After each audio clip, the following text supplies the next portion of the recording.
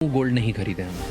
देखिए सिचुएशन बहुत ज़्यादा सीरियस है. Gold is one of the biggest import centres for India. Close to about 800 tons of gold a year and we produce close to about 1 ton. That is a serious problem कि ये पैसा हमको बाहर चुकाना है. And अभी हम एक ऐसे सिचुएशन में है जहाँ पे रुपए का वैल्यू लगातार गिरते जा रहा है. Jayant Mundra, one of the sharpest voices today on economics, geopolitics and India's long-term growth story. इस एपिसोड में हम बात करेंगे gold imports, dollar dependency, India की मैन्युफैक्चरिंग रियलिटी और क्या इंडिया सच में नेक्स्ट सुपर पावर बन सकता है या नहीं. बहुत सारे लोग ये बात करते हैं कि रुपया अगर वो डिप्रिशिएट होता है ना हमारे एक्सपोर्ट्स के लिए बहुत अच्छा है जी, एक्सपोर्ट्स बहुत बढ़ेंगे. हकीकत क्या है? Over the last 14 odd years रुपया हैज डिप्रिशिएटेड बाय ओवर 60%. हमारे exports as a percent of GDP 25% से 21% पे आ गए. कहाँ बढ़े एक्सपोर्ट्स? कम हुआ है. मेरा एक सिंपल सा प्रेडिक्शन है कि मैं यहाँ पे भी दिखा सकता हूँ. We are going to see the rupee hit $150. India, one of the fastest growing economies in the world. पर on an individual level, उन्हें और गरीब फील क्यों होता है? हमारी अच्छी खासी जनता ऐसी है जो कि बहुत बहुत गरीब है. अनएम्प्लॉयमेंट बहुत ज्यादा है. उसको सॉल्व करने के लिए आपको और ज्यादा तेजी से ग्रो करने की जरूरत है. Fastest growing in the world is not enough if it is not fast enough for your requirements.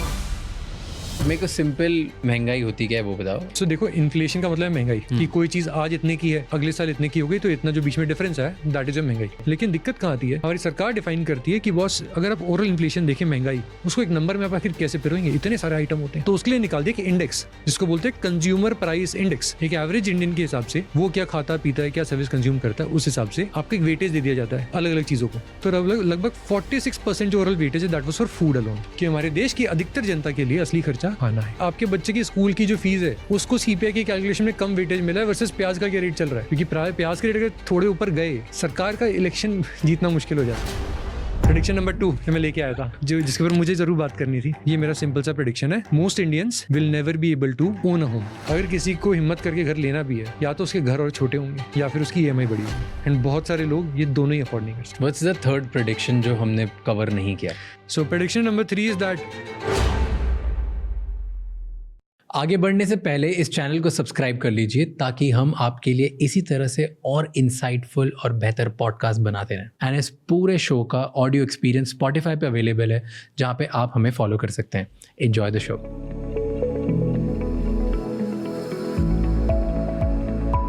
Tell me if someone is watching you for the first time, किसी को पता ही नहीं आप कौन हो क्या हो, क्या करते हो आप? How would you explain them who you are, what do you do?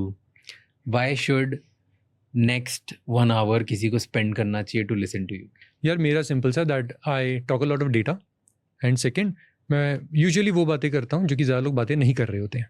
मैं ये नहीं कह रहा कि मैं अच्छी बातें करता हूँ बुरी बातें करता हूँ. मैं खाली कह रहा हूँ मैं वो बातें करता हूँ जो ज़्यादा लोग नहीं कर रहे होते हैं. Okay, interesting. एंड क्यों किसी को सुनना चाहिए आज का पॉडकास्ट? क्योंकि मेरा एक सिंपल सा ये मानना है कि आपको अपना खुद का ब्रेन चलाना आना चाहिए. आपके माता पिता अगर आप अभी पढ़ रहे हैं तो ऑलरेडी लगा रहे हैं और अब पढ़ के आगे बढ़ चुके आपके माता पिता ने आपकी पढ़ाई पे आपको अपने से बेहतर बनाने में बहुत ज़्यादा खर्चा किया है, इन्वेस्टमेंट किया. उनकी आपकी बहुत उम्मीद है आपसे. वो इसलिए नहीं किया कि आपको जो भी कोई भी बताए आप उसमें हाँ जी करने वाले बन जाएं. तो ये मैं जो भी कंटेंट डालता हूँ वो इसी के लिए कि मैं लोगों को ये चीज़ पुश कर सकूँ अपना दिमाग का इस्तेमाल करें. इस पूरे पॉडकास्ट में भी मैं जो भी बातें बताऊँगा उसके थ्रू मैं यही मैं पुश करने की कोशिश करूँगा.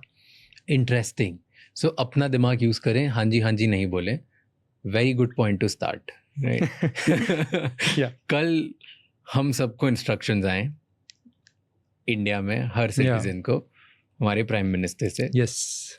तो उस पर हाँ जी करना चाहिए कि नहीं करना चाहिए. But before we go there I want to make people understand. So कल एज वी स्पीक येस्टरडे हमें ये इंस्ट्रक्शंस आए थे कि आप गोल्ड और मत खरीदिए, घर में ज़्यादा रहिए, वर्क फ्रॉम होम करिए, कार पूलिंग वगैरह ज़्यादा यूज़ करिए और फॉरेन ट्रिप्स कम करो, फॉरेन शादियाँ कम करो, राइट? दिस इज़ मोटा मोटी this is what he have said in layman terms. तो फर्स्ट पॉइंट पे जाते हैं कि वाई एक कंट्री के प्राइम मिनिस्टर को पब्लिकली जाके ये बोलना पड़ रहा है कि गोल्ड मत खरीदो. क्या है ऐसा, क्यों गोल्ड नहीं खरीदे हम? देखिए सिचुएशन बहुत ज़्यादा सीरियस है. ठीक है, मैं आपको सिंपल से एक वे में समझाता हूँ. आपको पता है हम साल का कितना गोल्ड हम इंपोर्ट करते हैं और हम खुद यहाँ पे प्रोड्यूस हम करते हैं.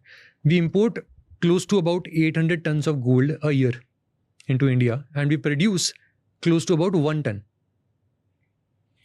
800 ton 1 ton. Okay, simple. And हम बनाते से प्रोड्यूस 1 टन करते हैं. यस. ओके. अब लोग बोल सकते हैं कि हमारे पास तो KGF था, जो कोलार गोल्डफील्ड, जो यश की मूवी से बहुत पॉपुलर हो गया, राइट? थिंग इज वो माइन थी, तब भी हम उतने कोई बड़े प्रोड्यूसर्स नहीं थे। सोने की माइन है बोल के बहुत अच्छा लगता है, एंड इंडिया की ओनली एक्टिव मेजर माइन थी तो और ज़्यादा वो लगता है, बट थिंग इज उससे इतना सोना नहीं आता था।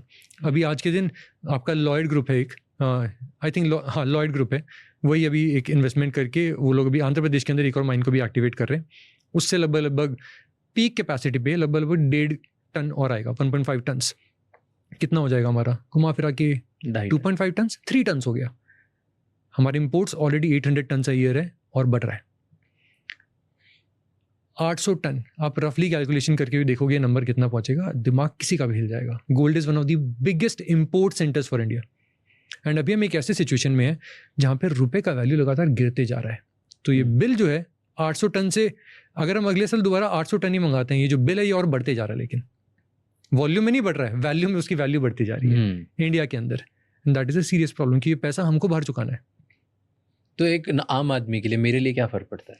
आपको यहाँ से इस तरह फ़र्क पड़ेगा कि अगर आप सोना और ख़रीदेंगे तो सोने की पेमेंट करने के लिए हमारी सरकार को चाहिएगा डॉलर, RBI को चाहिएगा डॉलर, कि पेमेंट मोस्टली डॉलर्स के अंदर होती है। अब वो डॉलर अगर आपको चाहिए $100, पहले $100 के लिए कितने रुपए हमारी RBI को खर्चा करना पड़ता है? एक तरीके से मैं बहुत ही लेमन लैंग्वेज में बता रहा हूँ। $100 के लिए पहले $1 के अगर आपको पेमेंट करना है, आपको चाहिए था मान लीजिए 85 रुपीज़, अब सडनली चाहिए 94। सडनली और ज़्यादा रुपए हैं जो कि बाहर जा रहे हैं, आपकी इकोनॉमी में नहीं रह रहे हैं, और वो कौन पे कर रहे हैं? हम लोग कर रहे हैं। अब ऐसे सोचिए, बाहर वाले को सोना लेना उसे $1 ही देना पड़ रहा है, हमें अगर लेना है तो हम पहले 85 दे रहे थे, हम 95 दे रहे हैं। हमारी इनकम वहाँ पे टाइट हो जाती है, हम 10 हर घर पे इम्पैक्ट आता है। मैं आपको एक सिंपल से एक दूसरा एग्जाम्पल से बताता हूँ।